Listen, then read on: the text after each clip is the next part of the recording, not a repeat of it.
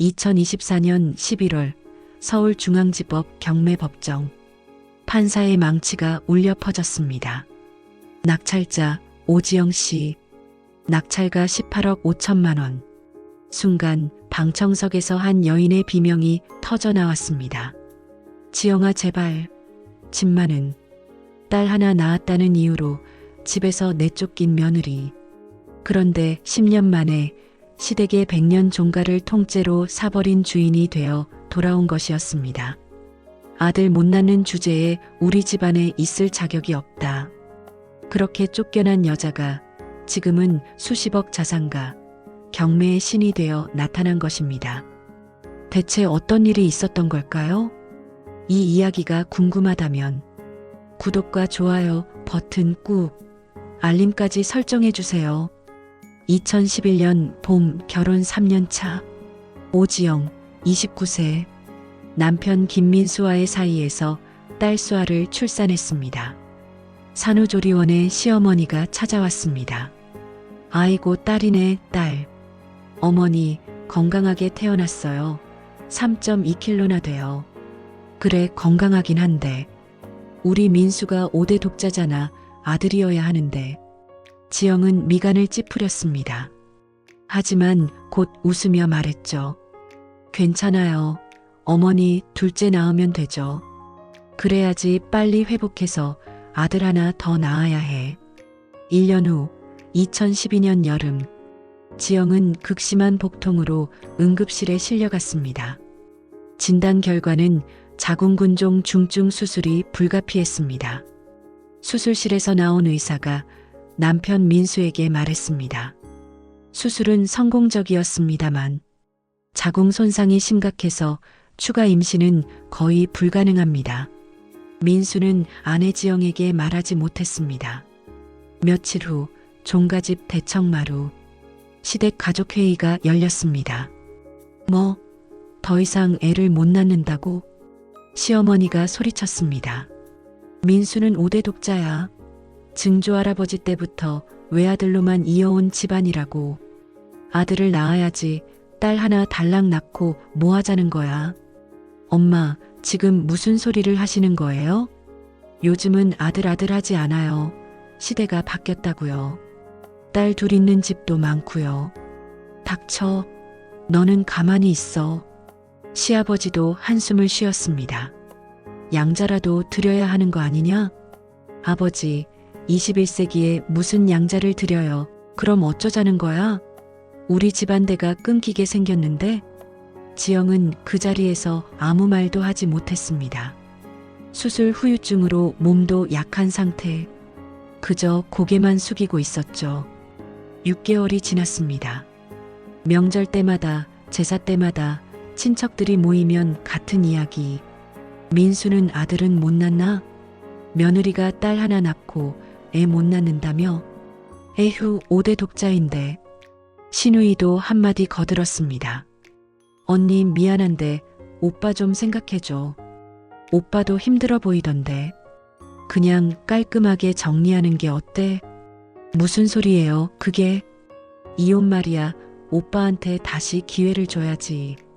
오빠 아직 젊잖아요. 시누이의 입에서 나온 말에 지영은 믿을 수 없다는 표정으로 그녀를 바라봤습니다. 아가씨, 지금 그 말 진심이에요?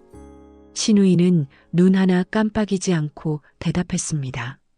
언니, 감정적으로 받아들이지 마세요. 우리 집안은 종가집이에요. 대를 이어야 한다는 건 당연한 거잖아요. 그 말에 시어머니는 고개를 끄덕였고 작은아버지며 심지어 시댁 친척들까지 모두 같은 눈빛이었습니다. 마치 지영이 이 집안의 결정적인 흠집이라도 낸 사람처럼 모두가 못마땅하다는 듯 그녀를 향해 차가운 시선을 던지고 있었습니다. 지영은 차가운 공기 속에서 홀로 선 듯한 기분이 들었습니다. 내가 뭘 그렇게 잘못했단 말인가. 단지 아들을 낳지 못했다는 이유 하나로 나는 이 집안에서 이미 죄인이구나. 하루하루는 지쳐갔습니다. 차가운 말, 날선 눈빛, 그리고 끝없는 압박. 때때로 이 집을 뛰쳐나가고 싶었지만 지영이 버틸 수 있었던 건 단 한 가지 이유 때문이었습니다. 딸 수아 아기가 천진하게 웃으며 작은 손을 내밀 때마다 지영은 무너진 마음을 추스릴 수 있었습니다. 엄마하고 부르며 안기는 그 목소리에 다시 살아갈 힘이 솟아났습니다. 얼마나 예쁘게 자라는지, 얼마나 사랑스러운지. 수아는 지영에게 세상의 전부이자 버틸 수 있는 이유였습니다. 그러나 아이가 자라는 만큼 시댁의 멸시도 점점 더 노골적으로 커져만 갔습니다. 2014년 겨울, 결혼 5년째 되던 날이었어요. 어느 날 저녁 남편 민수가 서류 봉투를 내밀었습니다. 이게 뭐야? 이혼 합의서야. 지영의 손이 떨렸습니다. 당신 미쳤어? 미안해, 지영아, 나도 이젠 더 이상 못 버티겠어. 못 버티긴 뭘 못 버텨. 우리 수아는 당신 딸이잖아. 민수는 고개를 들지 못했습니다. 양육권은 네가 가져. 나는 정말 못 키워. 당신 지금 수아 버리는 거야. 미안해. 고개 들고 내 눈 보면서 말해봐, 당신 진짜 이혼하고 싶어? 민수는 한참을 침묵하다가 중얼거렸습니다. 우리 할아버지가 돌아가시기 전에 손자 얼굴 보고 싶다고 하셔. 그리고 엄마 아버지도. 그래서 날 버리겠다고? 수아를 버리겠다고? 그럼 나보고 어떡하라고? 나도 미치겠어. 지영은 그 순간 모든 것을 깨달았습니다. 이 남자는 지영을 사랑한 적이 없었던 것을, 아니, 사랑보다 가문이 더 중요한 사람이었던 것을. 한 달 후, 짐을 싸던 지영 앞에 시어머니가 봉투를 툭 내던졌습니다. 위자료 8천만 원이다, 받아라. 지영은 눈물이 앞을 가렸지만 수아를 위해 돈을 받았습니다. 딱딱한 봉투가 눈앞에 놓였지만 그것은 돈이 아니라 굴욕의 상징처럼 느껴졌습니다. 눈물이 앞을 가렸지만 수아를 생각하며 손을 뻗었습니다. 이 돈이라도 있어야 아이와 살 수 있어. 지영은 떨리는 목소리로 물었습니다. 어머니, 한 가지만 물어볼게요. 뭔데? 제가 만약 아들을 낳았어도 저를 이렇게 대했을까요? 시어머니의 입술이 파르르 떨렸지만 끝내 아무 말도 하지 않았습니다. 지영은 씁쓸하게 웃었습니다. 역시 아니네요. 전 어머니한테 사람이 아니라 그냥 애 낳는 도구였던 거네요. 그제야 시어머니가 버럭 소리쳤습니다. 말 함부로 하지 마. 내가 우리 집안에 뭘 해줬는데. 네, 아무것도 못 해줬죠. 아들을 못 낳았으니까요. 그녀는 마지막으로 시어머니를 똑바로 쳐다보고는 2살 배기 딸 수아를 안았습니다. 그리고 아무 말도 없이 현관문을 열었습니다. 차가운 겨울 바람이 얼굴을 스쳤습니다. 지영은 무너진 마음을 안고 택시에 올라탔습니다. 창밖으로 스쳐가는 익숙한 집, 익숙한 골목. 모두 뒤로 멀어져 갔습니다. 엄마 품에 안긴 수아가 천진하게 물었습니다. 엄마, 어디가? 지영은 애써 웃으며 대답했습니다. 응, 엄마랑 수아랑 둘이 살 집 가는 거야. 아빠는? 지영의 손이 움찔했습니다. 아빠는 여기 있을 거야. 수아는 고개를 갸우뚱하더니 곧 지친 듯 엄마 품에서 스르르 잠들었습니다. 그 작은 숨결을 느끼며 지영은 이를 악물었습니다. 그래, 이제부터다. 무시당하고 짓밟혔던 인생, 내가 반드시 보여줄 거야. 지영은 핸드폰을 꺼내 메모를 남겼습니다. 2014년 12월 15일. 오늘 나는 딸 하나 낳은 여자로 버림받았다. 하지만 증명해 보이겠다. 나는 소중하다는 것을. 그리고 나 혼자도 충분히 강할 수 있다는 것을. 창밖으로 100년 종가가 멀어져 갔습니다. 지영은 마지막으로 그 집을 바라보며 속으로 다짐했습니다. 두고 봐, 10년 후엔 내가 저 집을 살 거야.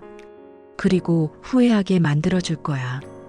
경기도 외곽의 오래된 주택에 지영은 2살 배기 딸 수아와 단둘이 살기 시작했습니다. 손에 쥔 돈? 전세 걸고 나니 현금을 전부 다 합쳐서 100만 원이 조금 넘었습니다. 새벽 5시. 아직 자고 있는 딸을 보며 지영은 조용히 집을 나섭니다. 편의점 새벽 알바. 어서 오세요. 감사합니다. 손님 한 명 올 때마다 허리 숙여 인사합니다. 몸은 피곤했지만 멈출 수 없었어요. 오전에 퇴근하면 집으로 달려갑니다. 엄마, 배고파. 그래, 우리 수아 엄마가 밥 해줄게. 딸이랑 놀아주고, 공원 가고, 그림책 읽어주고. 그러다 해가 지면 또 나갑니다. 이번엔 카페 알바. 수아는 옆집 할머니께 맡기고요. 엄마 언제 와? 금방 올게, 수아야. 문을 닫는 순간 눈물이 났습니다. 악착같이 모았습니다. 한 달에 벌어들이는 돈. 거기서 월세 내고 밥 먹고 딸 키우고 남는 건 많지 않았어요. 하지만 지영은 그 돈을 한 푼도 안 썼습니다. 옷? 안 삽니다. 외식? 꿈도 안 꿉니다. 버스비 아끼려고 걸어 다닙니다. 통장에 돈이 차곡차곡 쌓였어요. 100만 원, 200만 원, 300만 원. 지영에게 이 돈은 희망이었습니다. 반년쯤 지났을 때였어요. 카페에서 일하던 어느 날 한 손님이 무심코 책 한 권을 놓고 갔습니다. 표지에는 굵은 글씨로 적혀 있었습니다. 무자본 경매 투자. 손님, 책 놓고 가셨어요. 지영은 소리쳤지만 이미 손님은 사라진 뒤였습니다. 일주일이 지나도 찾으러 오는 사람은 없었습니다. 퇴근길 지영은 결국 그 책을 조심스럽게 가방에 넣었습니다. 마치 운명이 이끌 듯 손에 꼭 쥔 채 집으로 향했습니다. 그날 밤 딸 수아를 재우고 시계를 보니 밤 11시. 지영은 책을 펼쳤습니다. 첫 장의 문구가 눈에 들어왔습니다. 경매는 부자들만의 게임이 아니다. 작은 돈으로도 충분히 시작할 수 있다. 순간 심장이 두근거리기 시작했습니다.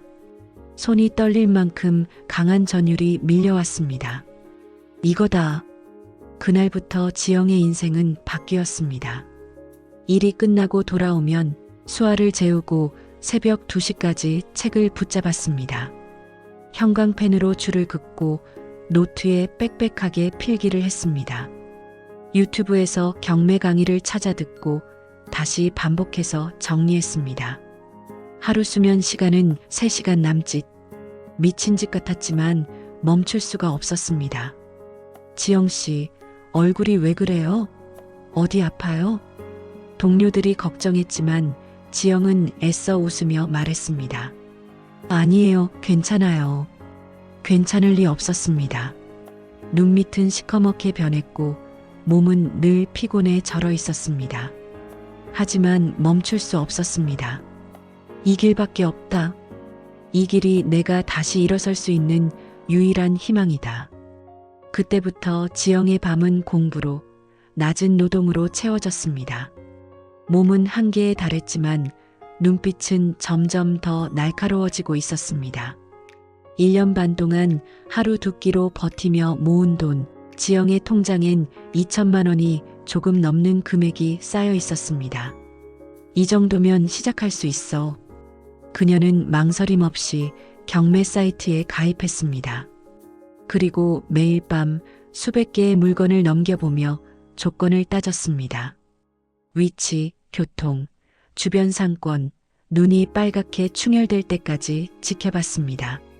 그러던 어느 날 딱 하나의 물건이 눈에 들어왔습니다. 경기도 외곽의 작은 상가. 3번이나 유찰된 탓에 최저가는 바닥까지 떨어져 있었습니다. 왜 아무도 이걸 안 살까 의문이 들었지만 동시에 묘한 끌림이 있었습니다. 주말 지영은 4살 된 딸을 데리고 직접 상가를 보러 갔습니다. 버스를 2번이나 갈아타고 2시간이 걸렸습니다. 도착해보니 상가는 낡고 페인트는 벗겨져 있었습니다. 하지만 지형과 위치, 유동인구를 보니 나쁘지 않았습니다. 지영은 속으로 중얼거렸습니다. 할만해. 입찰 전날 밤 지영은 한숨도 자지 못했습니다. 떨어지면 어떡하지? 이게 내가 할 수 있는 최소한의 물건인데. 불안과 두려움이 뒤섞였지만 결국 멈출 수 없었습니다. 결과 발표 날, 법정에서 판사의 목소리가 울려 퍼졌습니다. 낙찰자 오지영 씨. 순간 지영의 눈에서는 눈물이 터져 나왔습니다. 기쁨의 눈물이었습니다. 드디어 내 힘으로 무언가를 해냈다는 사실이 믿기지 않았습니다. 그러나 기쁨은 오래가지 않았습니다. 상가를 샀다고 끝난 게 아니었습니다. 잔금을 내야 했는데 당장 가진 돈이 턱없이 부족했습니다. 고민 끝에 지영은 친정 엄마의 비상금을 빌렸습니다. 하지만 그것만으론 모자랐습니다.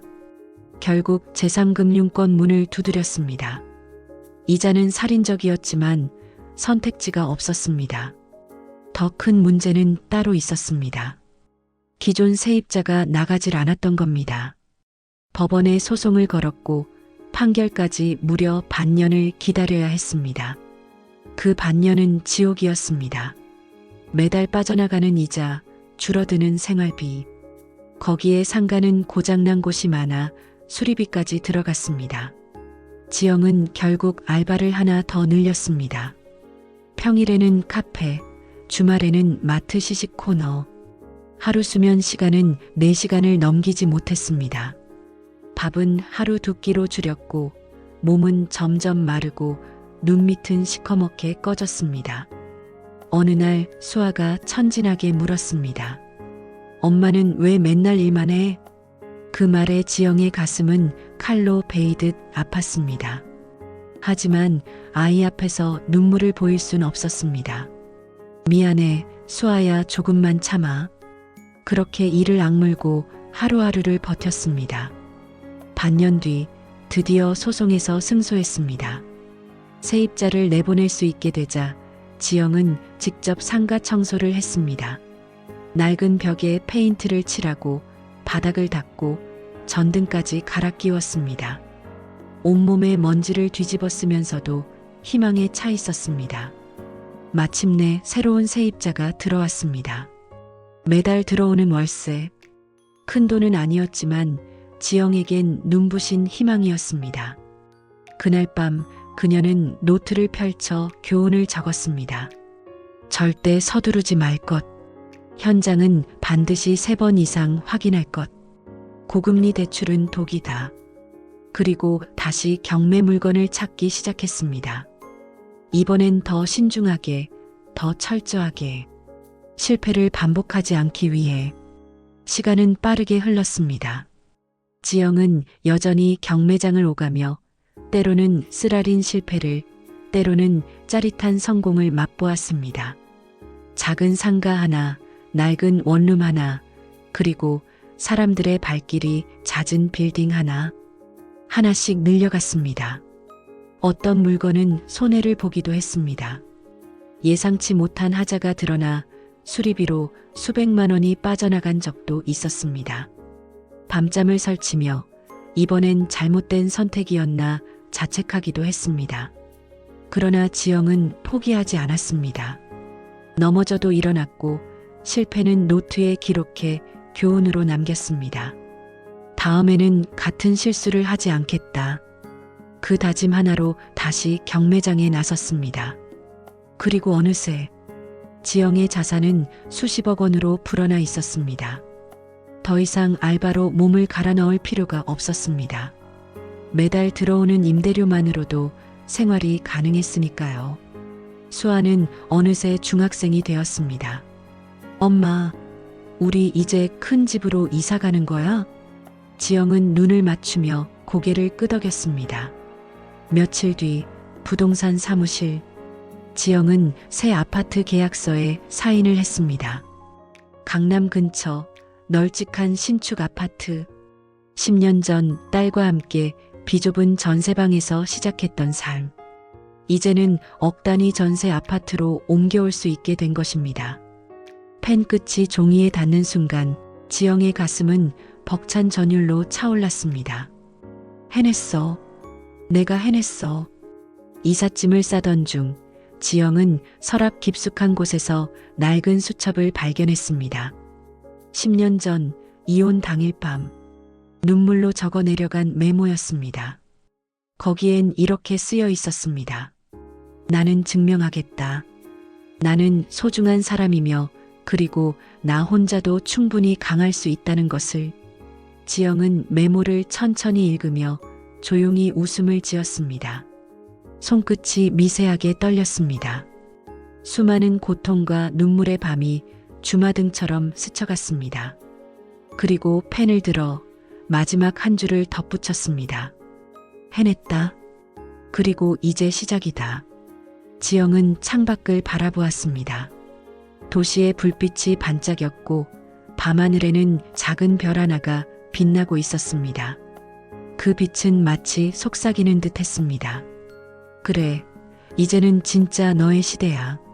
지영은 깊게 숨을 들이마시며 결심했습니다. 더 이상 과거의 멸시와 상처에 묶이지 않겠다고. 이제는 그녀 자신과 딸, 두 사람만의 미래를 향해 나아가겠다고. 바로 그때였습니다. 띠링 휴대폰에서 알림이 울렸습니다. 경매 앱의 새로운 등록 알림이었습니다. 서울 종로구 한옥, 채무자 김민수. 지영의 손이 순간 멈췄습니다. 민수. 그 이름을 보는 순간 심장이 쿵쿵 뛰었습니다. 화면을 확대해 주소를 확인하는 순간 숨이 멎는 듯 했습니다. 그 집이었습니다. 10년 전 자신이 쫓겨났던 바로 그 집. 100년 종갓집, 5대 독자의 집. 딸 하나 낳았다는 이유로 내쫓겼던 바로 그 집이었습니다. 떨리는 손으로 상세 정보를 열었습니다. 경매 사유는 대출 연체, 입찰일은 한 달 후였습니다. 지영의 입가에 미소가 번졌습니다. 차갑고 냉정한 미소였지만 그 안에는 설명할 수 없는 복잡한 감정이 뒤섞여 있었습니다. 분노, 슬픔, 그리고 묘한 안도감. 지영 자신도 알 수 없었습니다. 다만 한 가지는 분명했습니다. 드디어 그날이 왔습니다. 10년을 기다린 순간이 찾아왔습니다. 그날 밤 지영은 잠을 이루지 못했습니다. 경매 앱을 켰다 껐다를 반복했습니다. 채무자 이름 김민수. 그 이름을 볼 때마다 가슴이 두근거렸습니다. 왜 그 집이 경매로 넘어갔을까? 민수에게 무슨 일이 있었던 걸까? 궁금함은 곧 집착으로 변했습니다. 아니, 궁금한 것이 아니라 반드시 알아야만 했습니다. 다음 날 아침 지영은 부동산 중개사무소를 찾아갔습니다. 중개사는 주소를 보더니 한숨을 쉬었습니다. 그 집을 잘 알고 있다고 했습니다. 100년 종갓집. 그러나 이제는 파산의 길로 들어선 집안이라고 했습니다. 민수의 이야기가 이어졌습니다. 지영이 떠난 후 민수는 급히 재혼했습니다. 시어머니가 서둘러 중매를 넣은 상대는 명문의사 집안의 딸이었습니다. 건강하고 가문도 탄탄한 여인이었습니다. 시어머니는 기뻐하며 속으로 다짐했습니다. 이번에는 반드시 아들을 낳을 것이다. 1년 후 새 아내는 임신을 했습니다. 시댁은 모두가 흥분하며 아들을 기다렸습니다. 그러나 태어난 아이는 건강한 딸이었습니다. 순간 시어머니의 얼굴은 굳었습니다. 또 딸이라니. 2해가 지나 둘째가 태어났을 때도 결과는 같았습니다. 또 딸이었습니다. 이번에는 누구도 말을 잇지 못했고 시어머니는 그저 한숨만 내쉬었습니다. 새 아내는 더 이상 참지 못하고 목소리를 높였습니다. 딸이 뭐가 문제냐고. 전 부인에게도 똑같이 했던 짓을 지금도 반복하고 있다고. 딸을 낳았다고 쫓아낸 전 부인처럼 자신도 쫓아낼 것이냐고. 말은 칼처럼 날아들었고 그 칼끝은 민수에게도 향했습니다. 전 부인을 쫓아내는 데 동조했고 결국 자기 친딸인 수아마저 버렸다고. 한 번이라도 찾아갔느냐고. 민수는 아무 대답도 하지 못했습니다. 결국 그 부부도 3년 만에 갈라섰습니다. 새 아내는 두 딸을 데리고 떠났습니다. 민수는 다시 혼자가 되었습니다. 이혼 후 민수는 무너졌습니다. 술을 마시며 방황했습니다. 잘 다니던 회사도 구조조정으로 힘든 때였습니다. 그때 친구가 손을 내밀었습니다. 사업이나 해라. 정신 차려라. 민수는 고개를 끄덕였습니다. 무언가를 해야 할 것 같았습니다. 그러자 시어머니가 종갓집을 담보로 대출을 받아주었습니다. 10억이 넘는 거액이었습니다. 아들아, 반드시 성공해라. 민수는 웃으며 대답했습니다. 네, 어머니. 그러나 곧 코로나가 터졌습니다. 사업은 불과 1년 만에 무너졌습니다. 투자자들은 떠났고 빚만 남았습니다. 빚은 순식간에 불어나 10억 원을 넘어섰습니다. 민수는 이자조차 갚지 못했습니다. 결국 종갓집은 경매로 넘어갔습니다. 100년의 역사를 자랑하던 집이 단 한 장의 법원 공고지로 무너져 내렸습니다. 중개사는 이야기를 마치며 고개를 저었습니다. 참 안 됐습니다. 명문가의 몰락이라니. 지영은 말없이 듣고 있었습니다. 심장이 서늘하게 내려앉는 듯 했습니다. 결국 그 집은 아들을 기다리다 스스로 무너져 내렸습니다. 묘한 감정이 몰려왔습니다. 분노와 연민, 그리고 씁쓸한 승리감까지. 그날 밤 지영은 다시 경매 앱을 열었습니다. 채무자 칸에 새겨진 그 이름 김민수. 화면을 바라보며 지영의 입가에 다시 한번 차갑고도 의미심장한 미소가 번졌습니다. 며칠 후 지영은 그 집 앞에 섰습니다. 10년 만이었습니다. 대문은 예전 그대로였지만 이미 낡아 있었습니다. 페인트는 벗겨졌고 담장에는 이끼가 가득했습니다. 많이 변했네.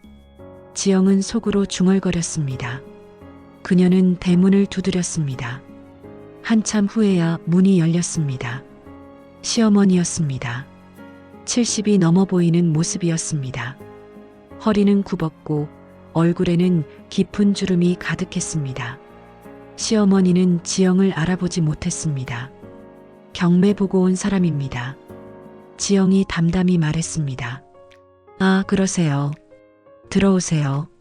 집안은 텅 비어 있었습니다. 예전엔 값비싼 가구들이 가득했지만 이제는 낡은 장롱 몇 개만 남아 있었습니다. 대청마루도 금이 가 있었습니다. 여기 오래 사셨습니까? 지영이 물었습니다. 100년 넘었어요. 증조할아버지 때부터. 그런데 이제 다 끝이네요. 아들이 사업 망했거든요. 시어머니의 목소리가 떨렸습니다. 집을 담보로 대출을 받았는데 힘드시겠어요. 지영이 말했습니다. 이제 나이도 많으니 어디 가서 살긴 하겠죠. 시어머니는 쓸쓸하게 웃었습니다. 그때였습니다. 문이 열리며 민수가 들어왔습니다. 어머니, 저 왔어요. 민수는 지영을 보는 순간 멈칫했습니다. 너, 오랜만이에요. 지영은 담담하게 말했습니다. 민수의 얼굴은 새하얗게 변했습니다. 지영아, 네가 어떻게 해? 경매 물건 보러 왔어요. 순간 시어머니가 놀라움에 눈을 크게 떴습니다. 뭐라고? 지영이? 네가 우리 며느리 지영이가 맞니? 네, 어머니 저예요. 지금은 며느리 아니죠. 방 안 공기가 얼어붙었습니다. 시어머니는 믿기지 않는다는 듯 고개를 저었고 민수는 불안하게 그녀를 바라보았습니다. 내가 경매해? 네가 어떻게 해? 지영은 차갑게 웃었습니다. 왜요? 전 입찰하면 안 되나요? 10년 전 저를 내쫓았던 이 집, 이제 제가 사드리려고요. 민수는 얼굴이 일그러지며 한 발 다가섰습니다. 지영아, 제발 이러지 마. 이 집은 우리 집안 100년 종갓집이야. 알아요. 그래서 더 의미가 있죠.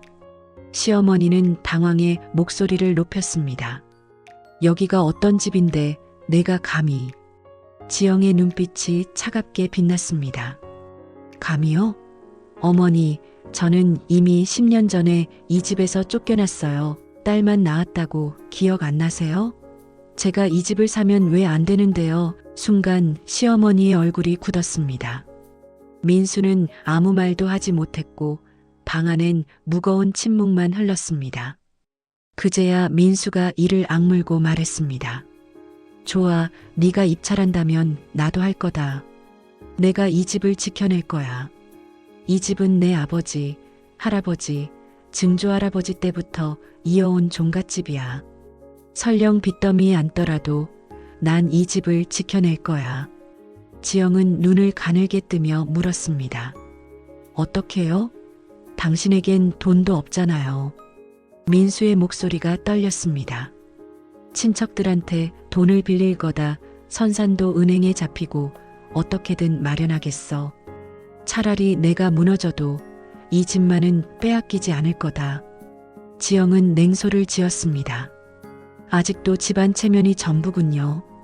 그 집착 때문에 저를 내쫓고 결국 스스로도 무너진 거 아닌가요? 민수의 얼굴이 분노와 절망 사이에서 일그러졌습니다. 그리고 갑자기 지영에게 손을 뻗으며 애원하듯 외쳤습니다. 지영아, 제발 부탁이다.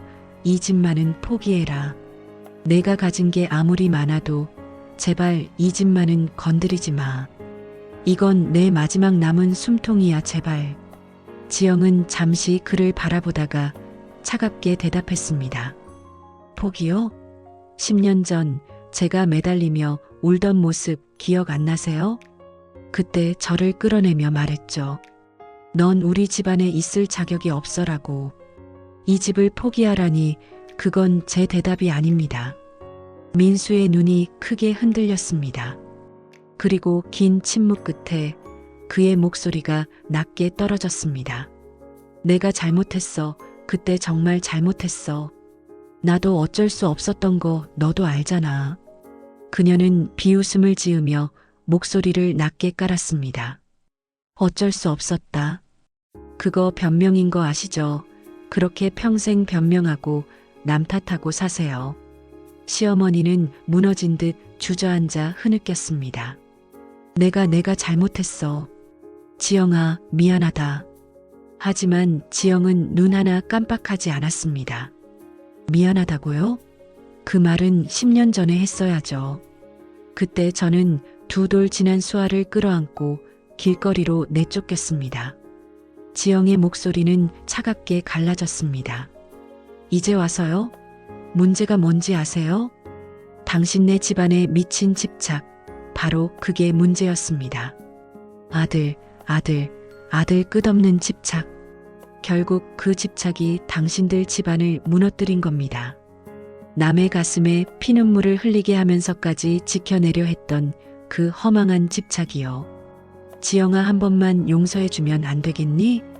지영의 눈빛이 매서워졌습니다. 용서요? 전 이제 용서 따위에는 관심 없습니다. 제가 원하는 건 단 하나, 당신들이 끝까지 제 발밑에서 기어가는 꼴을 보는 것뿐이에요. 그 말은 가슴속에서 치밀어 올랐지만 끝내 입 밖으로 내지는 않았습니다. 지영은 이를 악물며 삼켜버렸습니다. 가슴이 먹먹했습니다. 미워해야 하는데, 화가 나야 하는데 이상하게 눈물이 났습니다. 수아는 잘 크고 있니? 시어머니가 떨리는 목소리로 물었습니다. 그 순간 지영의 가슴이 쿵 내려앉았습니다. 심장이 순간 멎는 것처럼 답답했고 목구멍이 메어왔습니다. 10년 전 두 돌 지난 딸을 품에 안고 길거리에 서 있어야 했던 기억이 한꺼번에 몰려왔습니다. 그때 수아를 지켜주겠다고 이를 악물었고 지금까지 살아온 모든 이유가 바로 그 아이였는데 이제 와서 그 아이의 안부를 묻다니. 지영은 차갑게 대답했습니다. 네, 잘 크고 있습니다. 말은 짧았지만 목소리 끝에는 억누른 울음이 묻어 있었습니다. 보고 싶구나, 내 손녀잖아.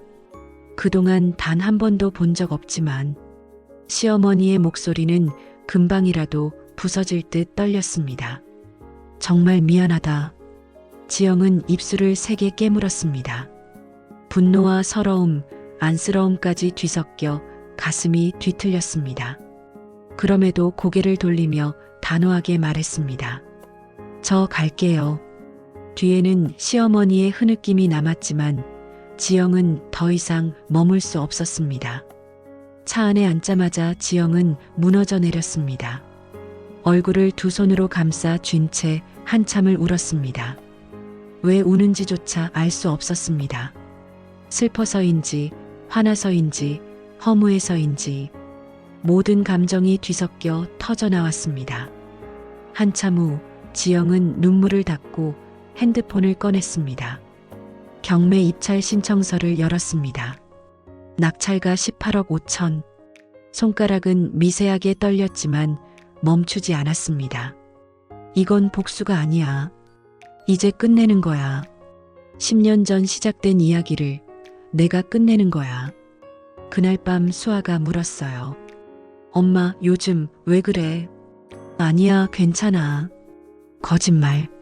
엄마 맨날 한숨 쉬잖아. 지영은 딸을 안았습니다. 수아야, 엄마가 물어볼게. 응? 나쁜 사람한테 복수하는 게 맞을까? 아니면 용서하는 게 맞을까? 수아가 고개를 갸우뚱했어요. 나쁜 짓 했으면 벌 받아야지. 그치? 근데 엄마, 그 사람이 진짜 반성하면 한 번쯤은 봐줘도 되는 거 아니야? 지영은 딸을 보며 미소 지었습니다. 우리 수아 언제 이렇게 컸어? 그날 밤 지영은 오래 생각했습니다. 진짜 반성하고 있을까? 시어머니는 진짜로? 답은 쉽게 나오지 않았어요. 드디어 내일은 경매일입니다. 지영은 옷장에서 정장을 꺼내 입었습니다. 거울 속의 그녀는 더 이상 예전의 나약한 며느리가 아니었습니다. 10년의 세월이 만들어낸 단단한 눈빛, 그리고 흔들림 없는 어깨, 스스로에게 중얼거렸습니다. 내일 낙찰받으면 그때 결정하자. 진짜 반성하는지 내 눈으로 확인한 뒤에 2024년 11월 서울중앙지법 경매법정. 법정 안은 팽팽한 공기로 가득 차 있었습니다. 여러 명의 입찰자들이 앉아 있었고 그 중에는 낯익은 얼굴도 있었습니다. 민수, 그리고 나이 들어 초라해진 시어머니. 둘의 눈이 지영과 스치자 시어머니는 순간적으로 고개를 돌렸습니다. 민수는 불안한 기색으로 그녀를 바라보다가 시선을 떨궜습니다. 곧 판사가 입장하며 경매가 시작됐습니다. 지영은 봉투를 제출했습니다. 18억 5천만 원. 자신이 감당할 수 있는 최고 금액. 차례차례 열리는 봉투. 16억, 17억, 17억 5천만 원. 그리고 마지막으로 판사의 목소리가 울렸습니다. 18억 5천만 원. 최고가 입찰자 오지영 씨. 순간 법정이 술렁였습니다. 판사의 망치 소리가 울리며 낙찰이 선포됐습니다. 그 순간 뭔가 꺼져가는 듯한 신음이 방청석에서 새어나왔습니다. 시어머니였습니다. 어깨가 축 늘어졌고 민수가 황급히 그녀를 부축했습니다. 잠시 후 시어머니가 숨을 몰아쉬며 나타났습니다. 지영아, 제발 집만은. 그녀는 주저앉듯 무릎을 꿇어버렸습니다. 사람들의 시선이 쏠렸습니다. 지영은 당황해 그녀를 부축하며 일으키려 했습니다. 어머니, 제발 일어나세요. 여기서 이러시면 안 됩니다. 그러나 시어머니는 고개를 저으며 손을 뿌리쳤습니다. 아니야, 너가 허락하기 전에는 못 일어나. 내 잘못이 크다는 걸 안다. 욕심과 집착이 우리 집안을 망쳤다. 그 목소리는 쉰 듯 떨렸고 눈가에는 굴곡진 세월이 그대로 묻어나 있었습니다. 지영은 순간 갈등했습니다. 이 울부짖음이 진심일까? 아니면 마지막 남은 집을 지키기 위한 연기일까? 시어머니는 계속 흐느끼며 말했습니다. 이 집은 100년을 버텨온 집이다. 하지만 결국 내 손에서 무너졌다. 지영아, 내가 어떻게 하든 받아들이겠다. 다만 부탁이다. 한 번만 생각해다오. 지영은 천천히 숨을 내쉬었습니다. 그녀의 가슴은 복잡한 감정으로 뒤엉켜 있었습니다. 분노, 연민, 그리고 설명할 수 없는 허무함. 잠시 눈을 감았다가 뜬 지영은 담담히 말했습니다. 좋습니다. 제가 고민해 보겠습니다. 그 집을 어떻게 할지는 제가 정합니다. 더 이상 누구도 아닌. 시어머니의 눈에서 또다시 눈물이 흘렀습니다. 지영은 자리에서 일어나며 덧붙였습니다. 일주일 후에 말씀드리겠습니다. 그 말만 남기고 지영은 걸음을 옮겼습니다. 법원 로비의 공기는 무겁게 가라앉아 있었고 시어머니와 민수는 그 자리에 굳어앉은 채 그녀의 뒷모습을 바라볼 뿐이었습니다. 지영은 일어섰습니다. 차갑고 고요한 지하주차장. 지영은 자신의 검은색 세단 앞에 멈춰 섰습니다. 작년의 산 차, 이제는 그녀의 성공을 보여주는 상징 같았습니다.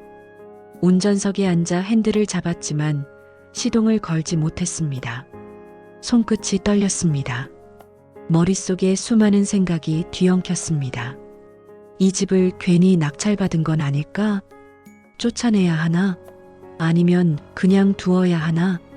차 안은 정적뿐이었고 그 정적 속에서 심장은 요동쳤습니다. 한참을 그렇게 앉아 있다가 지영은 눈을 감고 깊게 숨을 내쉬었습니다. 그리고 천천히 시동을 걸었습니다. 도심의 불빛이 차창 밖으로 스쳐 지나갔습니다. 신호등 앞에서 차가 멈췄을 때 지영은 백미러를 바라봤습니다. 거울 속에는 예전과 전혀 다른 얼굴이 있었습니다. 10년 전 택시 뒷좌석에서 두 돌 지난 딸을 품에 안고 울던 초라한 여인이 아니었습니다. 이제는 성공한 투자자, 강단 있는 사업가의 얼굴이었습니다. 많이 달라졌구나. 스스로에게 속삭이며 다시 가속 페달을 밟았습니다. 아파트에 도착해 문을 열자 수아가 반짝이는 눈으로 달려왔습니다. 엄마, 어떻게 됐어? 응, 엄마가 샀어. 지영의 대답에 수아는 두 손을 번쩍 들며 환호했습니다. 진짜? 대박! 하지만 지영의 마음은 여전히 복잡했습니다. 소파에 앉자 수아가 옆에 바짝 붙었습니다. 그럼 그 사람들은 이제 어떻게 돼? 지영은 잠시 말을 고르다 솔직히 대답했습니다. 모르겠어. 아직 결정하지 못했어. 수아가 천진하게 말했습니다. 엄마 마음대로 하면 되지. 지영은 미소를 지었지만 곧 고개를 저었습니다. 그게 그렇게 쉽지가 않네. 왜? 엄마도 잘 모르겠어. 복수를 하고 싶은 건지, 용서를 하고 싶은 건지. 잠시 정적이 흘렀습니다. 그리고 수아가 엄마의 손을 꼭 잡았습니다. 엄마가 행복한 게 제일 중요해. 짧은 한마디에 지영은 웃음을 터뜨렸습니다. 언제 이렇게 자라서 엄마의 마음을 헤아리는 아이가 된 걸까? 그 후로 일주일 내내 지영은 답을 찾지 못했습니다. 낮에는 투자 미팅과 강연을 이어갔지만 머릿속은 온통 종갓집 생각뿐이었습니다. 밤이면 뒤척이며 잠을 설쳤습니다. 쫓아내면 속은 시원하겠지. 하지만 그 뒤에 후회가 남으면 진짜 반성하는 게 맞을까? 아니면 마지막까지 집착하는 걸까? 정답은 쉽게 나오지 않았습니다. 그러던 어느 날 문득 생각이 스쳤습니다.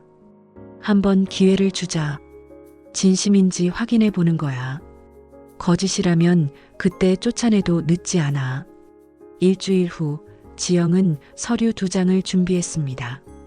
하나는 1년 거주 계약서, 그리고 다른 하나는 만약을 대비한 즉시 퇴거를 요구할 수 있는 문서. 조수석에 가방을 올려두고 차를 몰았습니다. 종갓집 앞에 도착했을 때 지영은 깊게 숨을 들이켰습니다. 이제 시작이야. 진짜로 변했는지 1년 동안 지켜보는 거야. 대문을 두드리자 시어머니가 나왔습니다. 굽은 허리에 떨리는 손. 하지만 눈빛만은 간절했습니다. 지영아 왔구나. 네, 어머니. 잠시 들어가겠습니다. 지영은 집 안으로 들어섰습니다. 손에는 단단히 쥔 서류 가방이 있었습니다. 잠시 후 그녀는 거주 계약서를 내밀었습니다. 여기 사인하세요. 조건은 1년입니다. 그 후는 제가 결정합니다. 시어머니의 손은 떨렸지만 결국 펜을 들었습니다. 사인을 마친 그녀는 눈을 감고 작게 중얼거렸습니다. 고맙다. 지영은 아무 대답도 하지 않았습니다. 집을 나서며 속으로만 되뇌었습니다. 잘한 걸까? 아니면 또 후회할까? 하지만 이번엔 내가 선택한 길이야. 차에 올라 시동을 걸자 마음속 어딘가에 작은 파도가 일렁였습니다. 분노와 연민, 복수와 용서가 뒤섞인 채 그녀는 조용히 앞으로 나아갔습니다. 며칠 후 겨울의 냉기가 스며드는 오후, 지영은 종갓집 보일러 점검을 위해 들렀습니다. 대문을 두드렸지만 안에서는 아무런 대답이 없었습니다. 어머니, 저 왔습니다. 정정만이 돌아왔습니다. 잠시 고민하던 지영은 조심스레 안으로 들어섰습니다. 집안은 고요했습니다. 시어머니는 외출한 듯 보였습니다. 그럼 보일러만 보고 가자. 보일러실로 향하던 그때 대청마루 쪽에서 낮은 말소리가 들려왔습니다. 익숙한 신우이의 목소리였습니다. 스피커폰으로 통화 중인 듯 말소리가 거실 안에 또렷하게 울려 퍼졌습니다. 엄마, 진짜 그 집에서 공짜로 살 수 있어? 그래, 지영이가 계약서까지 써줬다니까. 지영의 발걸음이 멈췄습니다. 귓가에 공짜라는 단어가 뚝 떨어져 박혔습니다. 대박이다. 엄마 연기 진짜 잘했네. 그 순간 지영의 심장이 철렁 내려앉았습니다. 손끝까지 차가워졌습니다. 휴대폰을 천천히 꺼내 녹음 버튼을 눌렀습니다. 평소처럼 손에 들고 다니던 폰이 오늘은 무겁게 느껴졌습니다. 이 정도는 해야지. 눈물 좀 보였더니 바로 넘어가더라. 지영이는 원래 착하잖아. 그럼 수아는 만날 거야? 에이, 무슨 손녀를 만나. 그냥 핑계 대면 돼. 아프다, 바쁘다 하면 되지. 그 말에 지영의 눈시울이 붉어졌습니다. 눈물 한 방울이 뺨을 타고 흘렀지만 손끝은 떨리지 않았습니다. 그녀는 휴대폰을 조금 더 가까이 들었습니다. 어차피 1년만 버티면 돼. 그때 또 울면 갱신해 주겠지. 진짜 엄마 대단하다. 웃음소리가 울려 퍼졌습니다. 그 웃음이 지영의 심장을 비틀었습니다. 한때 믿고 싶었던 마음, 혹시 진심일지도 모른다는 희미한 기대가 산산이 부서졌습니다. 지영은 조용히 녹음 버튼을 눌러 멈췄습니다. 그리고 문 앞에서 한동안 서 있었습니다. 차가운 겨울 공기가 문틈으로 스며들었지만 그녀의 마음은 더 싸늘했습니다. 지영은 차에 올라탔습니다. 손끝이 떨려 시동이 한 번에 걸리지 않았습니다. 잠시 눈을 감고 깊게 숨을 내쉬었습니다. 역시 변하지 않았어. 녹음 파일을 재생하자 들려오는 웃음소리가 차 안을 메웠습니다. 기계음보다 더 차가운 현실. 지영은 핸들을 꽉 잡고 이를 악물었습니다. 분노와 슬픔, 그리고 한 가지 확신이 동시에 밀려왔습니다. 이번엔 끝까지 지켜본다. 그리고 절대 다시는 속지 않는다. 지영은 눈물을 닦고 고개를 들었습니다. 차창 밖으로는 겨울의 바람이 불어왔지만 그녀의 눈빛은 차갑게 단단히 빛나고 있었습니다. 다음 날 지영은 변호사를 찾았습니다. 변호사님, 이 계약서 다시 확인해 주세요. 변호사는 계약서를 꼼꼼히 살펴보더니 고개를 끄덕였습니다. 1년 계약이네요. 만료 시 자동 종료 조항이 있습니다. 게다가 조건 불이행 시 즉시 해지 가능 특약까지 넣으셨군요. 증거만 있으면 중도 해지도 가능합니다. 지영은 녹음 파일을 꺼내 보여주었습니다. 변호사의 눈빛이 달라졌습니다. 충분합니다. 이 정도면 법정에서 다툴 필요도 없을 겁니다. 지영은 고개를 끄덕였습니다. 그럼 1년을 기다리겠습니다. 혹시나 했던 제 마음도 이제 정리할 수 있겠네요. 시간은 빠르게 흘렀습니다. 시어머니는 약속을 단 한 번도 지키지 않았습니다. 1달, 2달, 6달. 매번 같은 변명뿐이었습니다. 몸이 아프다. 갑자기 일이 생겼다. 다음 달엔 꼭. 지영은 전화를 받을 때마다 차분하게 대답했습니다. 네, 어머니. 푹 쉬세요. 하지만 속으로는 하나하나 기록했습니다. 6번째 핑계, 9번째 불이행, 11달째 되는 날 지영의 노트에는 빼곡히 기록이 남아 있었습니다. 약속 이행 0회, 핑계 횟수 12회, 계약 조건 불이행 명백. 1년이 되는 날 지영은 등기우편을 보냈습니다. 계약 갱신 거부 통보서, 사유계약 기간 만료 및 계약 조건 미이행, 퇴거 기한 30일. 전화가 울렸습니다. 지영아, 이게 무슨 짓이니? 계약 만료입니다, 어머니. 갱신하면 되잖아. 안 합니다. 시어머니의 목소리는 떨리며 높아졌습니다.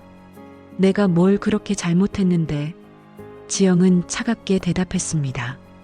어머니, 1년 동안 무엇을 지키셨는지 스스로 생각해 보세요. 약속은 단 한 번도 지키지 않으셨습니다. 저는 끝까지 지켜봤습니다. 그게 답입니다. 잠시 정적이 흘렀습니다. 이윽고 시어머니의 목소리가 낮게 깔렸습니다. 지영아, 제발 한 번만. 그러나 지영은 더는 흔들리지 않았습니다. 이미 늦었습니다. 명도 소송은 오래 걸리지 않았습니다. 지영이 제출한 계약서, 기록된 노트, 녹음 파일은 명백한 증거였습니다. 2달 후 판결문이 내려졌습니다.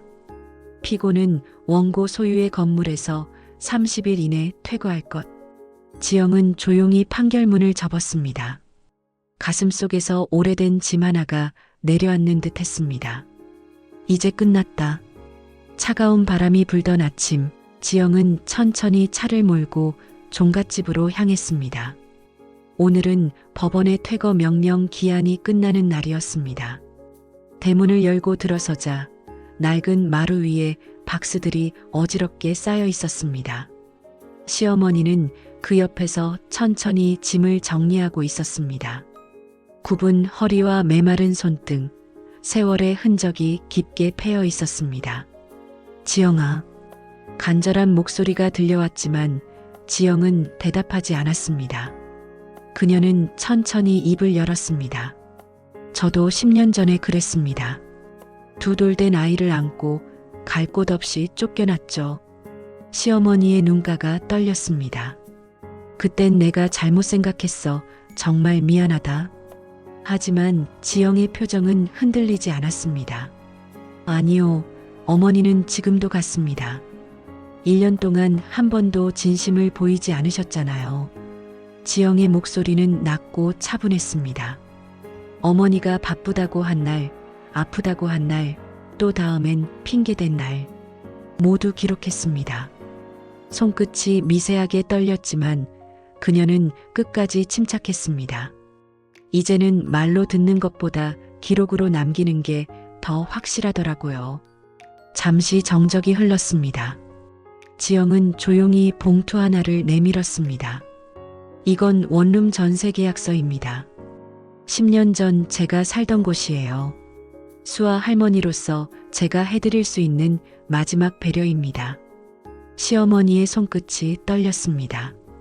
지영은 잠시 숨을 고르며 말을 이었습니다. 더는 미움도 원망도 남기고 싶지 않습니다. 그냥 서로의 자리로 돌아가면 됩니다. 시어머니는 봉투를 바라보다 결국 눈물이 터졌습니다. 지영아, 그 말이 그렇게 차갑게 들리는데도 고맙다. 지영은 담담히 고개를 끄덕였습니다. 감사할 필요 없습니다.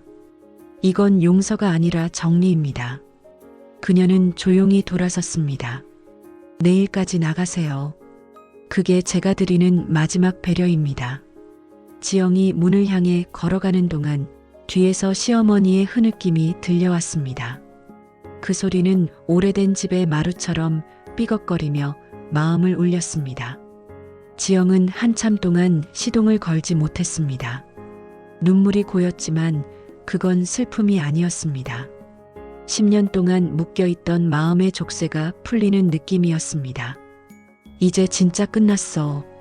그녀는 조용히 중얼거렸습니다. 그날 이후 지영은 종갓집 이야기를 단 한 번도 꺼내지 않았습니다. 사업은 커졌고 사람들은 지영을 경매의 신이라 불렀습니다. 어느 날 민수에게 전화가 걸려왔습니다. 지영은 이번엔 전화를 받았습니다. 여보세요. 지영아. 민수의 목소리는 한층 늙어 있었습니다. 왜 전화했어요? 엄마가 많이 아프셔. 병원비가 너무 많이 들어. 나도 형편이 안 돼서 혹시 도와줄 수 있을까? 지영은 잠시 침묵했습니다. 안 됩니다. 민수가 한숨을 쉬었습니다. 전 그 사람의 며느리도 아니고 아무 상관없는 사람입니다. 지영의 목소리는 냉정했지만 단호했습니다. 10년 전에 우리 관계는 끝났습니다. 어머니가 평생 믿고 사신 게 있잖아요. 아들이요. 그럼 아들이 책임지셔야죠. 그리고 차갑게 덧붙였습니다. 이런 일로 다시는 전화하지 마세요. 뚝. 통화음이 끊기며 공기가 무겁게 가라앉았습니다. 시어머니는 침대에 누워 창밖을 바라보고 있었습니다. 내가 뭘 잘못한 걸까? 아들을 믿은 게 잘못이었나? 거짓말을 한 게 잘못이었나? 그녀는 답을 찾지 못한 채 눈을 감았습니다. 그때 진심으로 사과했어야 했는데, 그 아이를 한 번만이라도 봤어야 했는데, 늦은 후회가 공기 속으로 흩어졌습니다. 며칠 뒤 비서가 조심스레 말했습니다. 대표님, 김 여사님이 요양원에 계시답니다. 지영은 창가에 서서 강남의 빌딩 숲을 바라봤습니다. 그래요. 병문안 가시겠어요? 아니요. 비서는 잠시 머뭇거렸습니다. 괜찮으세요? 지영은 커피잔을 들고 고요히 대답했습니다. 모르겠어요. 죄책감을 느껴야 할지 안도해야 할지. 잠시 후 그녀는 조용히 미소를 지었습니다. 하지만 후회는 안 해. 그 사람은 1년 내내 거짓말을 했어. 그게 답입니다. 창밖으로 해가 기울고 도시의 불빛이 하나둘 켜졌습니다. 지영은 창가에 서서 마지막으로 중얼거렸습니다. 이제 정말 끝났네요. 지영은 100년 된 종갓집을 개조해 한옥 홈스테이를 운영하고 있습니다. 고즈넉한 기와 지붕 아래 외국인 여행객들의 웃음소리가 들립니다. 한류 열풍이 불면서 그 일대는 관광 명소로 떠올랐고, 그때 내쫓겼던 그 집은 이제 지영의 성공의 상징이 되었습니다. 사무실 한쪽 따뜻한 햇살이 스며드는 책상 위에는 중학생이 된 수아의 사진이 놓여 있습니다. 밝은 미소로 손가락 하트를 그린 모습. 엄마, 나 이번 시험 1등 했어. 정말? 우리 딸 최고야. 지영의 얼굴에 미소가 번집니다. 수아는 지영의 전부였고 지영에게 수아는 세상의 전부였습니다. 둘은 그걸로 충분했습니다. 어느 저녁 둘은 강남의 레스토랑 창가 자리에 앉아 있었습니다. 창밖으로는 도시의 불빛이 반짝였고 두 사람의 웃음이 유리잔에 반사되어 잔잔히 흔들렸습니다. 엄마, 후회하는 거 없어? 지영은 잠시 젓가락을 내려놓았습니다. 있지. 뭔데? 조금 더 일찍 나왔으면 좋았을걸. 수아가 웃으며 고개를 끄덕였습니다.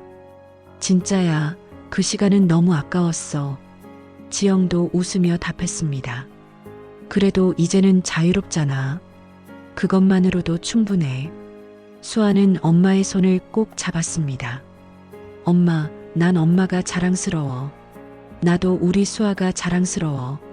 그 순간 레스토랑 창너머로 비치는 강남의 야경이 두 사람의 눈동자에 조용히 스며들었습니다. 2026년 현재 오지영.